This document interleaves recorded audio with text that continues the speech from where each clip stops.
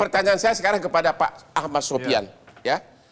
Apakah adanya pengakuan, adanya tuntutan jaksa bahwa itu adalah perselingkuhan bisa dimanfaatkan oleh Pak Erman Umar maupun Pak Roni untuk memperingan hukuman para ajudan ini? Harusnya bisa. Jadi, harusnya bisa. Gini ya. Kenapa bisa? Gini, dia menimbulkan sebuah peristiwa perselingkuhan dalam tuntutan. Tentu jaksa ketika menyebutkan tuntutan tidak mungkin kalau dia tidak punya bukti yang akurat. Itu satu.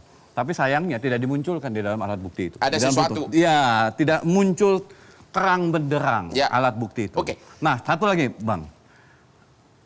Jika hakim, itu pesan kepada hakim. Jika hakim yakin bahwa ada perselingkuhan, maka sebetulnya agak inkonsistensi tuntutannya. Kenapa? Kalau memang ada perselingkuhan, berarti yang merencanakan 2 orang dong. Oke, Sambo sama Putri. Kenapa yang lain diseret-seret untuk ikut dalam skenario itu perencanaan? Iya, makanya 340 harusnya hanya pada segelintir orang. Pertanyaan saya, Bapak Ahmad Sopyan, ahli pidana, dokter hukum ya? Iya, benar. Dokter hukum pidana.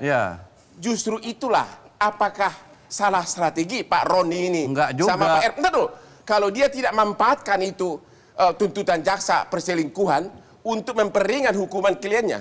Tadi Anda mengatakan iya. Iya, maksud saya begini, proses pembuktian kan udah selesai. Itu kan tuntutan. Berarti kan mereka tinggal... Ya, minimum mereka bersuara harus muncul di dalam pledoi. Gitu loh. Ya, memang harus muncul dalam pledoi, itu mengambil itu, potensi itu. Jawab dulu singkat. Apakah secara hukum tuntutan jaksa bahwa itu perselingkuhan bisa menguntungkan berada sama Ricky? Kalau mereka yakin itu ada, kalau mereka yakin itu ada, itu menguntungkan. Kalau mereka yakin ada. Tapi kalau mereka tidak yakin itu ada atau menganggap itu tidak penting dimasukkan dalam pledoi, maka ya menjadi hal yang tidak penting untuk meringankan secara mereka. Hukum. Harusnya secara hukum perlu nggak 2 pengacara tampan ini memakai itu? Harusnya diambil. Tuh, harusnya diambil. Karena jaksa membuat perselingkuhan itu pasti punya alat bukti. Salahnya, kalau dari kita kan sudah jelas konstruksi hukumnya kan. Richard Eliezer berdasarkan perintah. Saya tanya kepada saudara Ferdi Sambo juga. Perintah, iya perintah.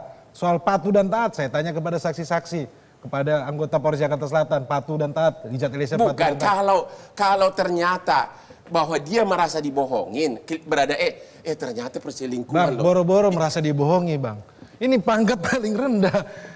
Kalau gitu dipanggil saya tanya lagi kepada Pak dosen. Pak dosen, kalau hakim meyakini adalah itu perselingkuhan, apakah itu akan berakibat memperberat hukuman dari Ibu PC?